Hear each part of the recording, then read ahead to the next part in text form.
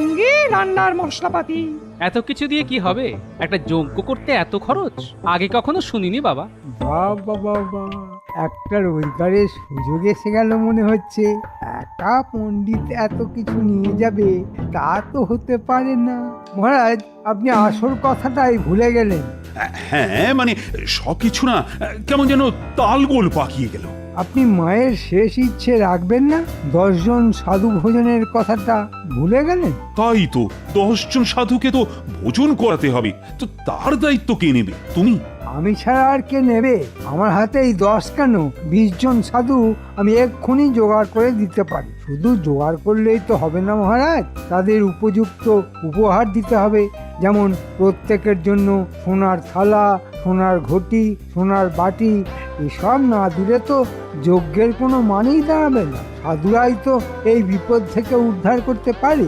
আর দিদাকে বলে শুকনো লঙ্কা গুঁড়ো করে রাখবি। যা, কাল সকাল থেকেই কাজে লেগে যা।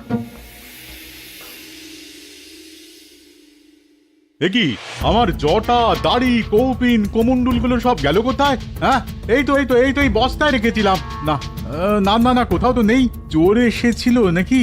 কিন্তু সাধুদের পোশাক কেন চোর নিয়ে যাবে? আর কেনই বা নেবে? আগে এখন বলি। আরে আরে, ওই তো গোপাল যাচ্ছে, ওকেই একবার জিজ্ঞেস করে দেখি। গোপাল, ও গোপাল, গোপাল, হ্যাঁ এসো তো ভাই, একবার এদিকে এসো তো। আমি তো তোমার দোকানে আসছিলাম। একটা জটা আর সাধুদের দাড়ি পাওয়া যাবে? সাধুদের পোশাক? কি আশ্চর্য, তোমারও লাগবে? তোমারও লাগবে মানে? আচ্ছা, আর কোনো খদ্দের এসেছিল নাকি? তারা কি নিয়ে গেল? আরে খদ্দের এলে তো ভালোই হতো।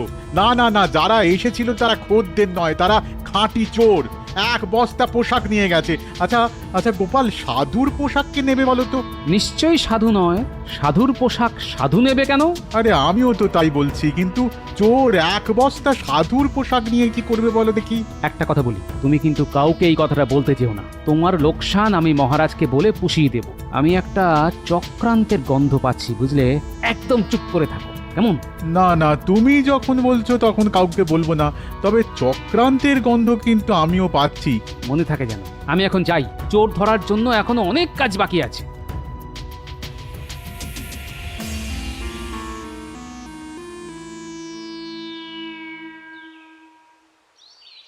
আরে গোপালজি, তা এত সকালে আমার বাড়ি? না মানে একটা কথা সেদিন বলতে ভুলে গিয়েছিলাম। তা সেদিন ভুলে গেছিলে তো কি হয়েছে? আজ বলো। আসলে সেদিন মহারাজ যে স্বপ্ন দেখেছিলেন সেই স্বপ্ন কাল রাতে আমি দেখেছি। এরা এরা কারা মন্ত্রী?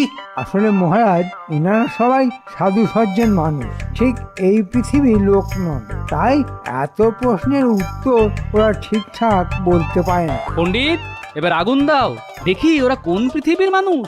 হ্যাঁ দিচ্ছি, তারপর জমবে খেলা।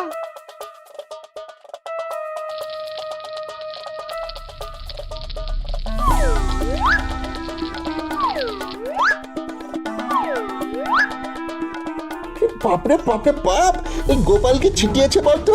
ওরে বাবারে বাবারে বাবা, ওরে বাবারে। লঙ্কা ছাড়া আর কি হতে পারে? হ্যাঁ, চাও। এই রে, এই হাঁচি মারতে গিয়েছে আমার দাড়ি খুলে গেল। চল চল পালাই, চল এক্ষুনি পালাই। সাধু, সাধু। গুলটে, টিপ করে জটায় মার যাতে চুল বেরিয়ে পড়ে। হ্যাঁ, তুমি চিন্তা করো না, এমন টিপ করে মারবো যে চুল কেন, সঙ্গে ঠ্যাংটাও খুলে নেব।